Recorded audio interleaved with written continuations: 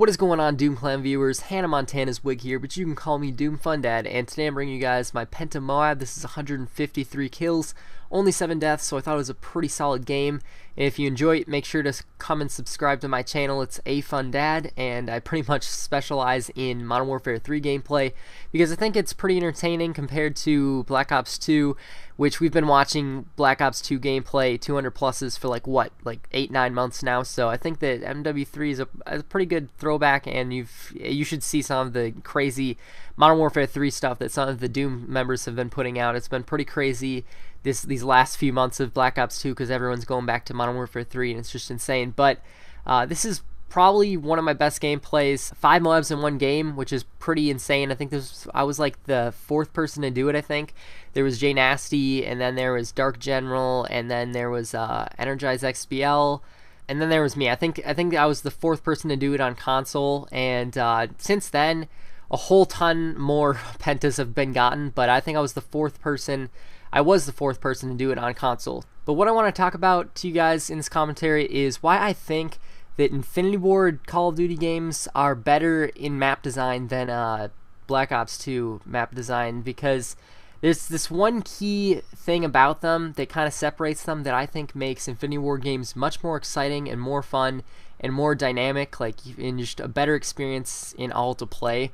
And it has to do with the B flag, and that's pretty much it. It's the placement of the B flag. If you notice in Treyarch games, they put the B flag right in the middle of the map, right between A and C. It's just a straight line. They're pretty much just it's the B flag smack dab in the middle, sandwiched between A and C. And that's the thing that I don't like, because in Treyarch games that makes it so it's really two-sided, and it's just a big war. Like you got one team head glitching on this side, then you got another team head glitching on the other side, and everyone's just throwing nades at B.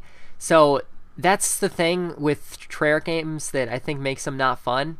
But if you notice in Infinity Ward games like this, look where the B flag is. It's not directly in between A and B. It kind of makes a triangle. In most of the Infinity Ward maps, the B flag makes a triangle with the A and C flags, so there's actually more angles and sides that you can approach to killing the other team, and there's more spawn points instead of just spawn in the back of the map every time like in Black Ops 2.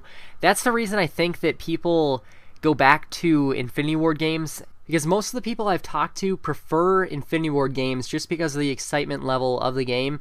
And I think a lot of it has to do with the map design, how you can actually, for one, you can actually capture the B flag without getting naded every 2 seconds, and then 2, just the map design, there's a lot more angles and sides you can take to it, instead of just this is the same game every time, because literally every game of Black Ops 2 is the same. It's one team is on one side, the other team's on the other, and it's hard to push up. It's the same thing every time. But Infinity Ward games, then it's all different, because you can take every match is different, because you can take different sides of it. You can have the B flag and still spawn at the B flag. In Treyarch games, I think that even if you have the B flag and not C or A, you still spawn in the back of C or A. You can't spawn at the B flag ever.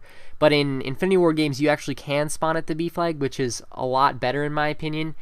And another big disappointment about Treyarch games and their map design is, if you take any Treyarch map and you look at both sides, A and C, there's going to be a sniper perch on each side aimed at B, at A and C, aimed at B. So that makes it even harder to cap B, and it makes it even more two-sided, where both teams are both in their sniper perches just sniping at each other the entire game, instead of running around like you would in an Infinity Ward game, because there's a lot more space to go in, and you don't have to just sit in one spot, because there's only one side you can take. You can actually take different angles and different sides, different routes, whereas in Treyarch games, you're way more limited to just 2 sides. Whichever team you're spawning on, you're pretty much stuck with, and it's still possible to break through, but it's a lot harder, and it's a lot more frustrating.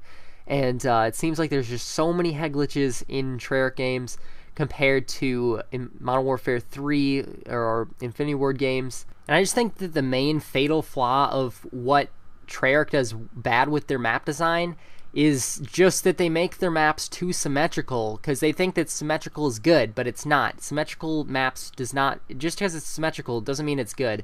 That just makes for a lot of camping. You want to make it more, like, I like the way Infinity Ward does it. They make it more dynamic. The B flag's all the way on the other side of the map instead of just in a straight line from A to C, and that makes it so, like, I think the way that Treyarch does it is basically A and C are home flags, right?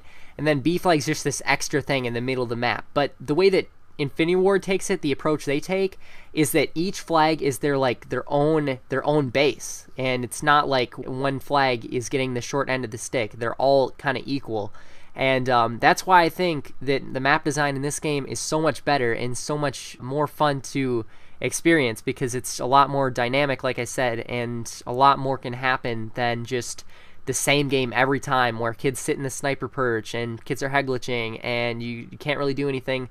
Because, let's be honest, Black Ops 2, every game is the same thing.